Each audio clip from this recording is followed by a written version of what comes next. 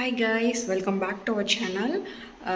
ரொம்ப ஃப்ரெஷ்ஷாக இருக்குங்க. மார்னிங்கு ஃப்ரைடே மார்னிங் ரொம்ப ஹாப்பியாக இருக்கு.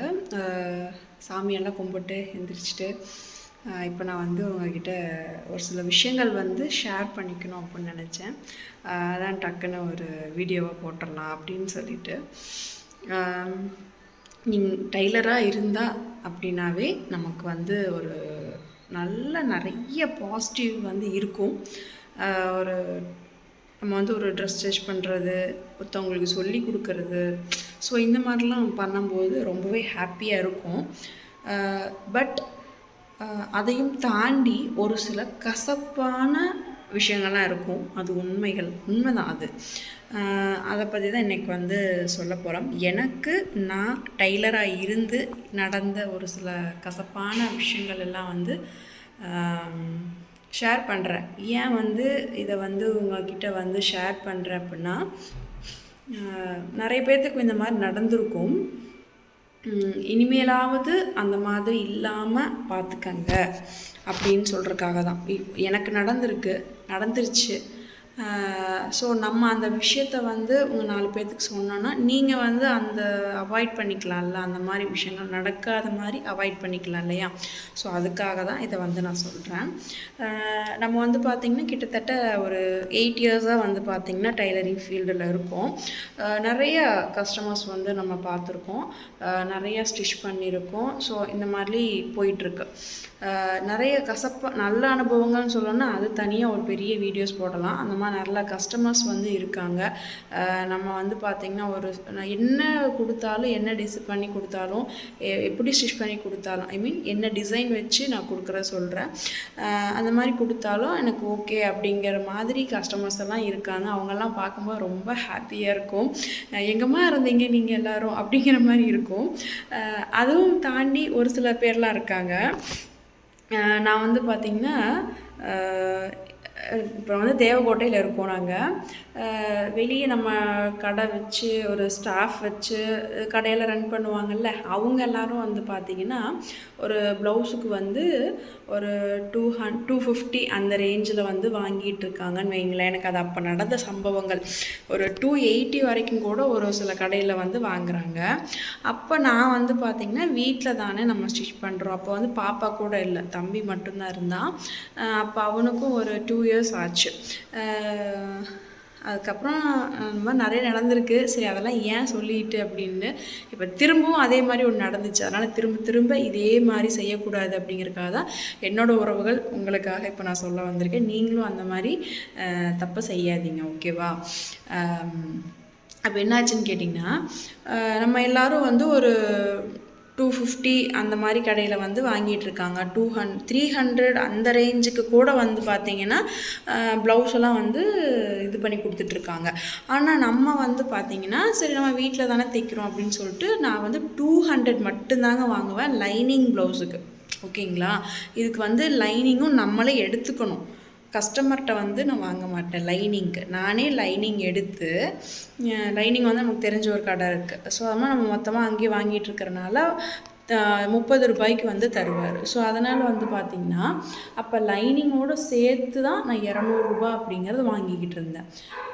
இதுவே வந்து பார்த்திங்கன்னா ஜாஸ்தியாக இருக்குது, 20 ரூபா கம்மி பண்ணுங்கள், 30 ரூபா கம்மி பண்ணுங்கள் அப்படின்னு சொல்லிட்டு பேரம் பேசுவாங்க. ஸோ அப்போ வந்து ரொம்ப வருத்தமாக இருக்கும். ஏன்னா நம்ம வந்து நல்லா தைச்சி கொடுக்கலினாலும் கூட, தைக்க தெரியல அப்படின்னாலும் பரவாயில்ல, இல்லை அவங்களுக்கு ஃபிட்டிங்காக இல்லை, அவங்க எதாவது குறை சொன்னால் கூட பரவாயில்ல, அப்போ நம்ம தப்பு பண்ணியிருக்கோம் அப்படின்னு கூட யோசிக்கலாம். ஆனால் நல்லா இருக்கும், ஃபிட்டிங்காக வந்து சூப்பராக தைச்சி கொடுத்து. ஆனால் வந்து பாருங்கள், அவங்களுக்கு என்ன ஆகும்னு கேட்டிங்கன்னா, நல்லா தைச்சி வாங்கினதுக்கப்புறமா தான் நாட்டு வைன்னு சொல்லுவாங்க, லேசு வைன்னு சொல்லுவாங்க, எல்லாம் சொல்லுவாங்க. எல்லாம் தைச்சி முடித்ததுக்கப்புறம் ஒரு 20 ரூபா கம்மி பண்ணிக்கோங்க, இன்னும் 200 ரூபா வாங்குறீங்க, ஒரு 30 ரூபா கம்மி பண்ணிக்கோங்க அப்படின்னு நம்ம லைனிங்கோடு சேர்த்து தான் நான் வந்து 200 ரூபான்னு சொல்லியிருந்தேன். அப்போது இதுக்கே வந்து இவ்வளோ பேரம் பேசுகிறாங்கன்னா, அப்போ இந்த லேஸ் ஒர்க்கு, அந்த பீட் ஒர்க் வாங்குறது, இந்த நாட்டு மணி வாங்குவோம் பார்த்தீங்களா, அப்போ இதெல்லாம் வாங்கினோம்னா எவ்வளோ ரேட் ஆகும் சொல்லுங்கள், நீங்களே சொல்லுங்கள். ஸோ இந்த மாதிரிலாம் போயிட்டுருக்கு. அப்புறம் வந்து பார்த்திங்கன்னா எனக்கு இந்த மாதிரி நிறைய இன்சிடெண்ட் இந்த மாதிரி ஆகிக்கிட்டே இருந்துச்சு. நான் வந்து பார்த்திங்கன்னா இதுக்கு மேலே ஓரளவுக்கு தானே பொறுமை இருக்கும். நம்மளும் வந்து எவ்வளோ நாளைக்கு தான் வந்து லாஸாகவே போயிட்டுருக்கோம் அப்படின்ட்டு நம்ம கையிலேருந்து காசு போடுறோம். நம்ம தைச்ச காசை கேட்குறோம், ஆனால் தைச்ச காசை கூட கொடுக்க மாட்டேங்கிறாங்க. ஸோ அவ்வளோ கம்மி பண்ணிக்கோங்களேன், இவ்வளோ கம்மி பண்ணிக்கோங்களேன்னு சொல்லி பேரம் பேசுகிறாங்களே, அப்போ ரொம்பவே கஷ்டமாக இருக்கும். அப்புறம் தான் வந்து பார்த்திங்கன்னா நம்ம வந்து எப்படி சொல்கிறதுனா நல்லா தைக்கிறோம், தைக்க தெரியும், சூப்பராக தைக்கிறோம். ஆனால் ஏன் நம்ம ரேட்டை கம்மி பண்ணி கொடுக்குறோம்? நம்ம வீட்டில் தைக்கிறோம் அப்படின்னு. ஏன்னா நமக்குள்ளே ஒரு சின்ன பயம் இருக்கும். நம்ம வந்து ஒரு ப்ளவுஸ் வந்து 300 சொன்னோம்னா அந்த 300 ரேஞ்சுக்கு நம்ம தைக்கிறோமா, அந்த அளவுக்கு நம்ம சூப்பராக கொடுக்குறோமா, ஃபினிஷிங் அந்த அளவுக்கு கொடுக்குறோமா, ஃபிட்டிங் ஒரு வேளை உங்களுக்கு அந்த மாதிரி இருக்குமா, இல்லாமல் போயிட்டால் என்ன பண்ணுறது, இந்த மாதிரி நிறைய சந்தேகங்கள் வந்து எனக்கு ஆரம்பத்தில் இருந்துச்சு. நான் வந்து பார்த்திங்கன்னா இப்போ வந்து 300 400 ஒரு பேட்டன் ப்ளவுஸ்லாம் வந்து பார்த்திங்கன்னா ஒரு 3 வருஷத்துக்கு முன்னாடியே வந்து 400 ரேஞ்செலாம் வாங்குவாங்க. ஸோ அப்படி வாங்குறப்ப வந்து பார்த்திங்கன்னா நம்ம வந்து அந்த மாதிரி பேட்டன் ப்ளவுஸ் 400 நம்மலாம் வாங்கினோம்னா நம்ம அந்தளவுக்கு தைப்போமா, 400 வாங்குறாங்க, அந்தளவுக்கு தைக்கிறாங்க, 400 வாங்குறாங்கன்னா அந்தளவுக்கு சூப்பராக தைப்பாங்க அப்படின்னு சொல்லிட்டு நான்லாம் நினச்சிப்பேன். அப்போ வந்து நம்மளும் நல்லா தான் தைக்கிறோம், அவங்களும் நல்லா தான் தைக்கிறாங்க. ஆனால் வந்து ஏன் ரேட்டில் வந்து டிஃப்ரெண்ட் ஆகுது அப்படிங்கிறது தெரியல. ஸோ அப்புறம் தான் யோசித்தேன், நானே அனலைஸ் பண்ண விஷயந்தான். நமக்குள்ளே அந்த கான்ஃபிடென்ட் வந்து வரணும். ஸோ நான் இந்த ஃபினிஷிங் கொடுக்குறேன், நான் இப்படி தைச்சி கொடுக்குறேன், ஃபிட்டிங் வந்து அவ்வளோ சூப்பராக இருக்கும் அப்படின்னு சொல்லிட்டு கஸ்டமருக்கு கொடுத்தா அது வந்து கரெக்டாக இருக்கும்னு சொல்லி நமக்கு ஃபஸ்ட்டு நம்பிக்கை வரணும்.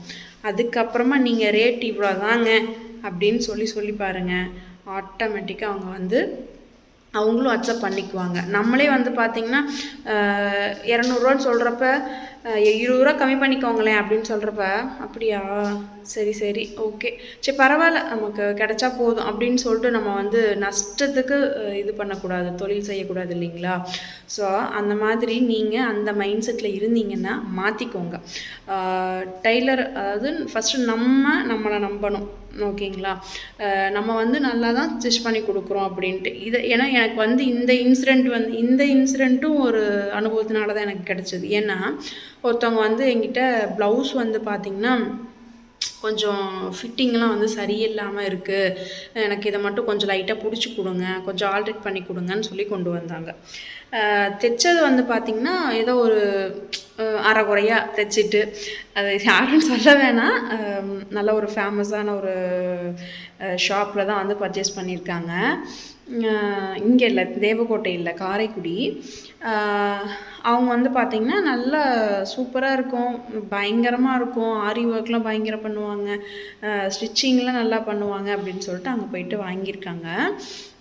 அதுக்கப்புறம் வந்து பார்த்தீங்கன்னா நான் அந்த ப்ளவுஸை வந்து ஆல்ட்ரேட் பண்ணுறக்காக என்கிட்ட கொண்டு வராங்க. வாங்கியாச்சு, நம்ம வந்து ஆல்ட்ரேட் பண்ணுறதுக்கு நம்ம அங்கே அவ்வளோ தூரம் போக முடியாதுல்ல, அப்போ நம்மக்கிட்ட வந்து கொண்டுட்டு வராங்க.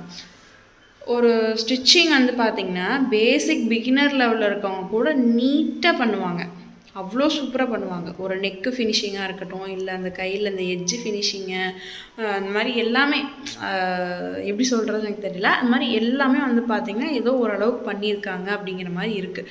ஆனால் அதோட ப்ளவுஸோட ரேட்டு பார்த்திங்கன்னா ஒன்றும் இல்லைங்க, லைனிங் ப்ளவுஸு பைப்பிங் வச்சுருக்காங்க, இவ்வளோ தான். அதோட காஸ்ட் வந்து 600 ரூபா, ஓகேங்களா? எவ்வளோ? 600 ரூபா. அந்த ஒரு 2 பைப்பிங் கொடுத்துருக்காங்க, அந்த ப்ளவுஸு லைனிங் கொடுத்துருக்காங்க, அவ்வளோதான். இத்தனைக்கும் லைனிங் வந்து பார்த்திங்கன்னா இவங்க எடுத்து கொடுத்துருக்காங்க. யார்? கஸ்டமர் எடுத்து கொடுத்துருக்காங்க. எவ்வளோன்னு கேட்டிங்கன்னா 600 ரூபான்னு சொல்கிறாங்க.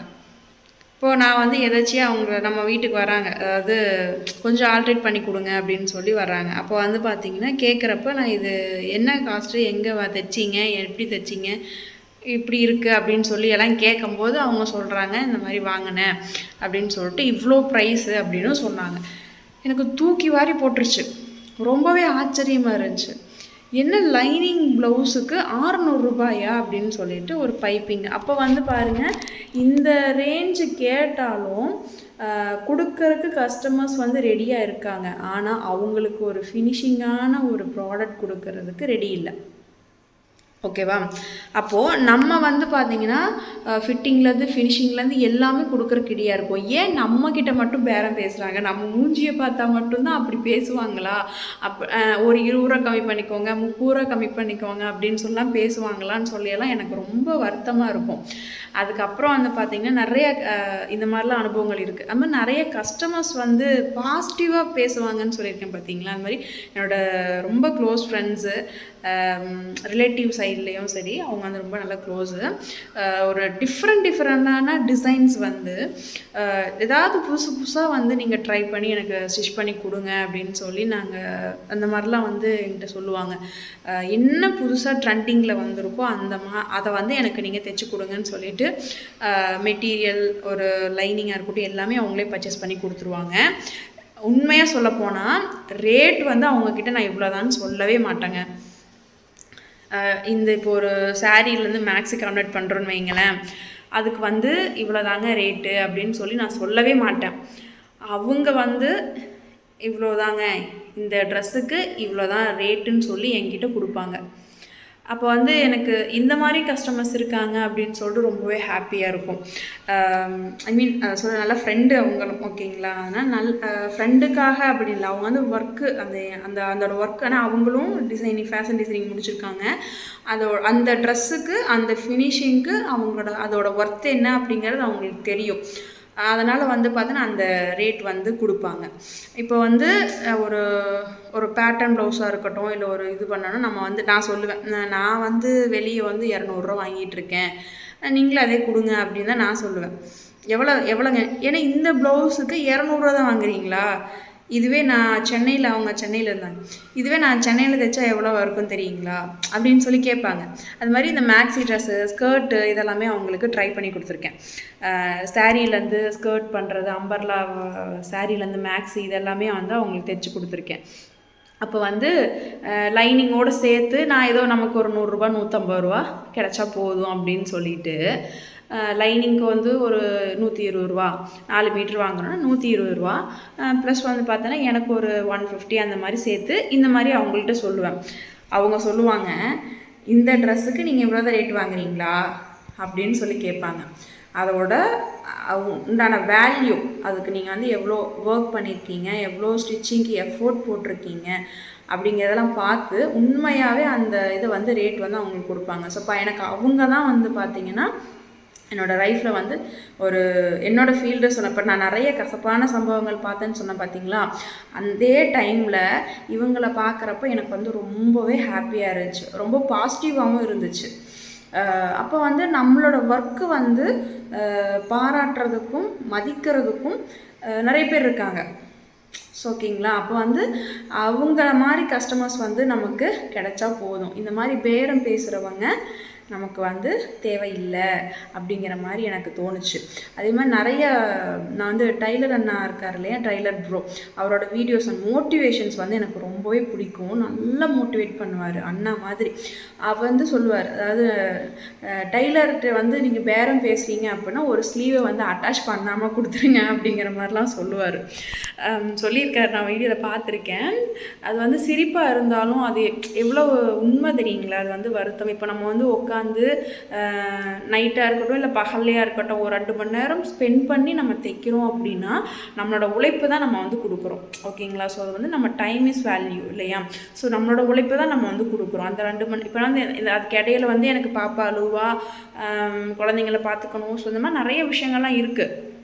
ஸோ இது எல்லாத்தையும் தாண்டி தான் எங்களோட உழைப்பை நாங்கள் கொடுத்து, நான் என்னை மட்டும் சொல்லலை, மேக்ஸிமம் டைலர்ஸ் அப்படின்னாவே வந்து ஒரு 3/4 பேர் வந்து பார்த்திங்க அப்படின்னா ஷாப்பில் நீங்கள் பண்ணுறீங்க அப்படின்னாலும் மீதி பேர் வந்து பார்த்திங்கன்னா கடையிலையும் பண்ணிகிட்ருக்கோம். ஸோ டைலர்ஸ் அப்படின்னாவே அவங்களோட ஹார்ட் ஒர்க்கை போட்டு தான் ஒர்க் வந்து பண்ணுறாங்க, ஓகேவா? ஸோ அதனால் வந்து இனிமேல் தயவு செஞ்சு யாரும் பேரம் பேசாதீங்க, ஓகேவா? இப்போ நம்ம வந்து ஒரு ட்ரெஸ் எடுக்க போகிறோம், ஒரு ஷாப்புக்கு வந்து ட்ரெஸ் எடுக்க போகிறோம், ஒரு ரெடிமேட்லேயே எடுக்க போகிறோம் அப்படின்னு சொல்லிட்டு மைண்ட் செட் பண்ணிட்டோம். அதோடு நம்ம போகிறோம். இன்றைக்கி வந்து ஒரு நல்ல ரெடிமேட் ட்ரெஸ்ஸாக நல்ல ஒரு ஃப்ராக், ஒரு அனாக்கலி, ஸோ அந்த மாதிரி எடுக்கலான்னு போயிட்டோம்.